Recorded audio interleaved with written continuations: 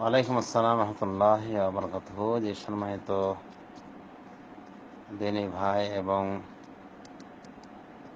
অত্র গ্রুপের প্রধান পরিচালক, আপনার প্রশ্নটি শুনলাম। আমাদের দেশের অধিকাংশ মানুষ ফজর সালাতকে বিলম্বিত করে পড়ে ইচ্ছাকৃতভাবে, টাইমকে ওভার করে সকালবেলায় 7টা-8টা এরকম টাইমে পড়ে থাকে। তো এভাবে বিলম্বিত করে ফজরের সালাতকে তার টাইম থেকে বিলম্বিত করে টাইম পাস হয়ে যাওয়ার পরে পড়লে এই সালাতটার বিধান কি? সালাতটা আদায় হবে কি হবে না? এর জবাব হলো বিল্লাহি তৌফিক। এটা যদি নিয়ম বেঁধে করা হয় তাহলে এটা অবশ্যই নাজায়েজ কর্ম, এবং এই সালাত পড়া না পড়া উভয়ই বরাবর।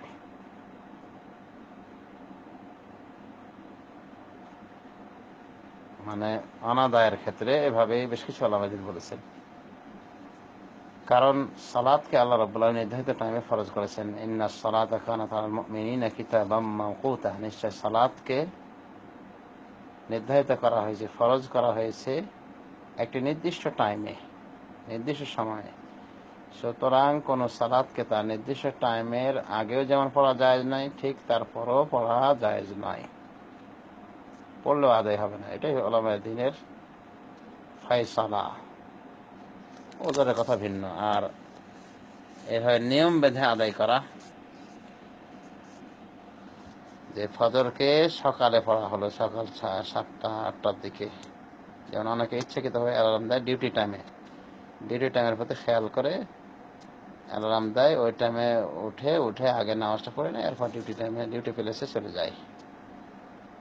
এটা অবশ্যই গর্হিত কর্ম। এর মাধ্যমে কি করা হলো?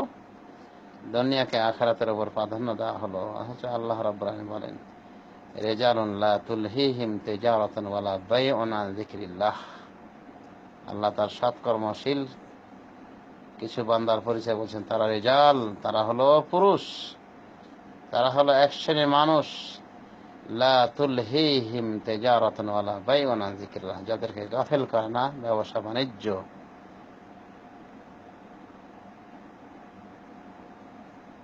তেজারত আর না বেচা কেনা আল্লাহর জিকির থেকে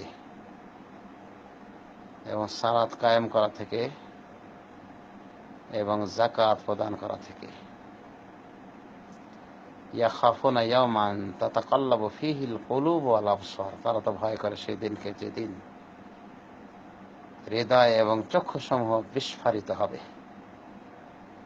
এভাবে আল্লাহ রাব্বুল আমিন সূরা নূরের ভিতরে এক শ্রেণীর মুত্তাকীদের আচরণ তুলে ধরেছেন। সূরা মুনাফিকুনের ভিতরে আল্লাহ বলেন, ইয়া আইয়ুহাল্লাযীনা আমানু লা তুলহিকুম আমওয়ালুকুম ওয়ালা আওলাদুকুম আন যিকরিল্লাহ। হে ঈমানদারগণ, তোমাদেরকে যেন তোমাদের ধন সম্পদ আর না তোমাদের সন্তান সন্ততি আল্লাহর জিকির থেকে গাফিল করে দেয়। ওয়া মান ইয়াফআল যালিকা ফাউলাইকা হুমুল খাসিরুন। যারা এমনটি করবে তারাই ক্ষতিগ্রস্তদের অন্তর্ভুক্ত হবে, তারাই ক্ষতিগ্রস্ত। তাহলে এটা ক্ষতিগ্রস্তদের লক্ষণ, যারা আল্লাহর জিকির থেকে গাফিল থাকবে দুনিয়াবি কোনো স্বার্থকে কেন্দ্র করে। আল্লাহ অন্যত্র বলছেন, ফাম্মা মান তাগা ওয়া আসারাল হায়াতাদ দুনিয়া ফাইনাল জাহিমা হিয়াল মাওয়া। আর যে সীমা লঙ্ঘন করবে এবং দুনিয়াবি জীবনকে প্রাধান্য দিবে, ফাইনাল জাহিমা হিয়াল মাওয়া, তার ঠিকানা হলো জাহান্নাম। তো এই প্রকৃতির মুসল্লি কোরআনের বিভিন্ন আয়াতের আওতায় পড়ে। ফাওয়াইলুল লিল মুসাল্লিন, আল্লাহ কি বলছে সূরা মাউনের ভিতরে, ওই মুসাল্লিদের জন্য ওয়াইল রয়েছে, আল্লাযীনা হুম আন সালাতিহিম সাহুন, যারা নিজেদের নামাজে থাকে গাফিল। আল-ইয়াজ বিল্লাহ। সুতরাং এভাবে নামাজ পড়া একটি গর্হিত কর্ম। সুতরাং যারা 4 নামাজে অভ্যস্ত তাদের উচিত এই নামাজও ভালোভাবে আদায় করা, গুরুত্বের সাথে আদায় করা। হ্যাঁ, কারো যদি ঘুম গালেব হয়ে যায়, ঘুমের কারণে উঠতে পারলো না, বিষ ব্যথার কারণে উঠতে পারে না, সারে ওজর আছে, তাদের কথা ভিন্ন। তারা যদি সকাল 7টার দিকে উঠে, মানে জাগ্রত না হওয়ার কারণে বা গ্রহণযোগ্য কারণে, তাহলে সেটা কথা ভিন্ন। কিন্তু ব্যবসা বাণিজ্যের কারণে ঘুম একটু কম হলো, সে কারণে ইচ্ছা করে 7টা-8টার দিকে অ্যালার্ম দিয়ে রাখবে ঘড়িতে। এটাই হলো গর্হিত কর্ম। ইচ্ছা করে সালাদকে পরিত্যাগ করেছে। কিছু কিছু ওলামা দ্বীন বলেন যে এটা কাফেরের আচরণ, এর মাধ্যমে সে কাফেরও হয়ে যেতে পারে। যা হোক, কাফের হবে না। এবং এরপরও আমরা বলবো যে ওই বেনামাজি থেকে উত্তম যে নামাজটা টোটালি পড়ে না, মানে ওই ব্যক্তি থেকে উত্তম যে ফজরের নামাজটা ওই 7টা-8টার দিকেও পড়ে না, মানে পরিপূর্ণরূপে পরিত্যাগ করে। এই ব্যক্তি ওর থেকে একটু উত্তম।